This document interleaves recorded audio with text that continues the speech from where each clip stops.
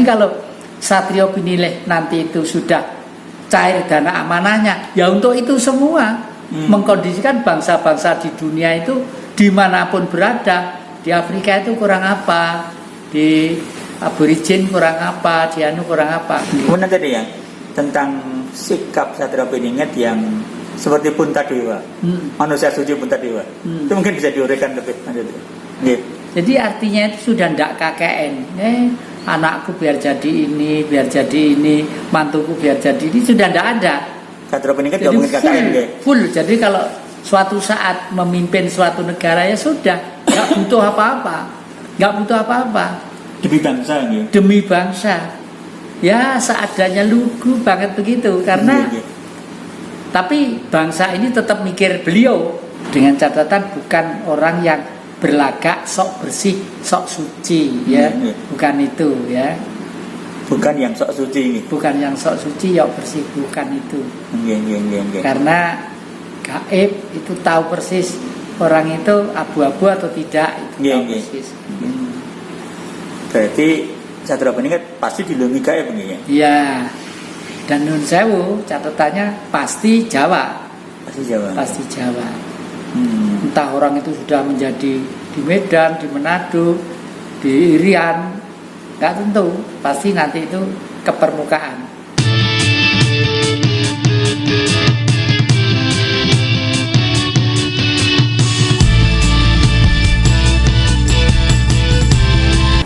Makanya saya selalu menarik ke 500 tahun sebelum Masehi, bagaimana Sang Buddha Siddhartha Gautama masuk dalam hutan, karena beliau putranya raja yang kaya raya, kaya raya, tapi beliau melihat rakyatnya itu nggak tego. Rakyat saya kalau masih sulit makan, masih nggak sekolah, nggak ini, akhirnya masuk dalam hutan. Mau dimakan ular ya nggak apa-apa, dimakan harimau ya pasrah lah gitu. Makanya lalu beliau pada waktu itu menemukan 5 prinsip kebenaran dunia. Mungkin embryonya Pancasila di dunia ya ini. Angan-angan benar, pikiran benar, tutur kata benar, pribadi benar, bergaul benar. Lah 5 kebenaran inilah setelah sekian ribu tahun berjalan menjadi agama, menjadi keyakinan ini macam-macam oleh Bung Karno diringkes ya menjadi satu pelajaran, satu ajaran yang simpel banget untuk menjemput era digitalisasi masuk ke abad ketiga tahun 3000. Apa itu? Marhainisme, yaitu intinya ajaran Marhainisme itu adalah ajaran jangan menindas kepada manusia yang lain, jangan menindas kepada bangsa yang lain. Ayo kita guyub rukun, sayuk sayak saiko proyo. Dan Bung Karno memelopori dalam bentuk Asia besar ini adalah the new emerging forces, satu dunia baru, Asia, Afrika, Amerika Latin, sehingga dibuatkan Senayan di Jakarta untuk pertandingan olahraga dan pertunjukan kesenian. Itu tujuannya Bung Karno, menghimpun kekuatan dunia, menyatukan. Jadi kalau Satrio Pinilih nanti itu sudah cair dana amanahnya, ya untuk itu semua. Mengkondisikan bangsa-bangsa di dunia itu dimanapun berada. Di Afrika itu kurang apa, di Aborigin kurang apa, di Anu kurang apa. Karena mereka semua itu menjadi bangsa yang tersisih karena justru ambisius dari teori barat yang namanya kapitalisme itu. Berarti dana amanah yang nanti diperoleh dan dicarikan Satrio Piningit itu selain untuk kemakmuran rakyat, untuk dunia, untuk kemakmuran dunia. Iya, kemakmuran dunia. Iya. Kemudian tadi ya tentang sikap Satrio Piningit yang seperti Puntadewa, manusia suci Puntadewa, itu mungkin bisa diuraikan lebih lanjut.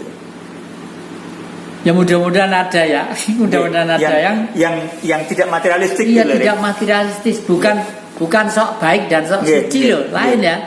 Jadi artinya itu sudah tidak KKN. Anakku biar jadi ini, mantuku biar jadi ini, sudah tidak ada. Satrio Piningit tidak mungkin KKN. Full. Jadi kalau suatu saat memimpin suatu negara ya sudah, nggak butuh apa-apa. Demi bangsa. ya seadanya, lugu banget begitu. Karena Iya. tapi bangsa ini tetap mikir beliau. Karena apa? Pimpinan negara kalau perlu mobilnya dibelikan Rolls Royce dari Inggris yang terbagus, karena simbol negara ya. Makannya jangan sampai sakit, carikan beras yang hebat, yang cari beras Bengawan sing kutune satu aja ndak ada. Yang terbaik. Karena ya itu. Dan itu dulu pernah dilakukan oleh Bung Karno. Bung Karno tuh nggak punya uang 1 rupiah aja nggak punya, dompet aja nggak punya. Waktu diusir dari istana, pengen nasi pecel itu, sampai Bung Karno kan udah bengep gitu ya, bengep ini karena Bung Karno tuh dikawal oleh dokter, tapi dokter hewan yang awal Bung Karno. Karena Bung Karno pernah digranat di Cikini ndak mati, ditembak waktu Idul Adha ndak mati, ya. Pelurunya itu kalau ini Bung Karno, ini yang nembak itu kan mesti dikepung gitu. Nembak kilo peluru iso gini ngenek yang mati ini Bung Karno ndak apa-apa. Ya memang beliau itu adalah satrio pinilih pada waktu itu. Yang gaib pun juga ikut melindungi gitu ya. Itulah, nanti itu siapa? Ini saya juga belum tahu ya. Dengan catatan bukan orang yang berlagak sok bersih, sok suci ya. Bukan itu ya. Bukan yang sok suci. Bukan yang sok suci, yang bersih, bukan itu. Karena gaib itu tahu persis orang itu abu-abu atau tidak, itu tahu persis. Berarti Satria Bening pasti dilindungi gaib begini. Iya. Dan nun sewu catatannya pasti Jawa. Pasti Jawa.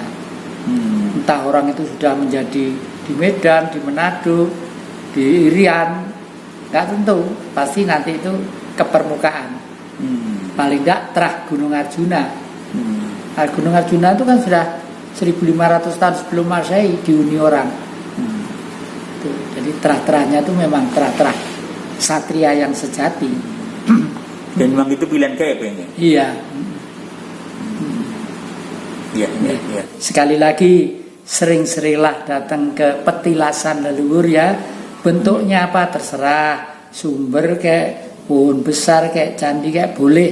Dan tidak usah berdoa, dengan penuh cinta kasih dibersihkan supaya baunya harum, ditanami kiri kanannya kembang melati atau kembang kenal, kembang apa, biar nanti ambunya. Dengan itu leluhur pasti terus akan jangkungi dan ngomong pada kita. Mudah-mudahan dengan fenomena baru itu kita segera bangkit kembali sebagai bangsa Nusantara, sebagaimana yang berkibar digetarkan oleh Prabu Kertanegara di Singosari.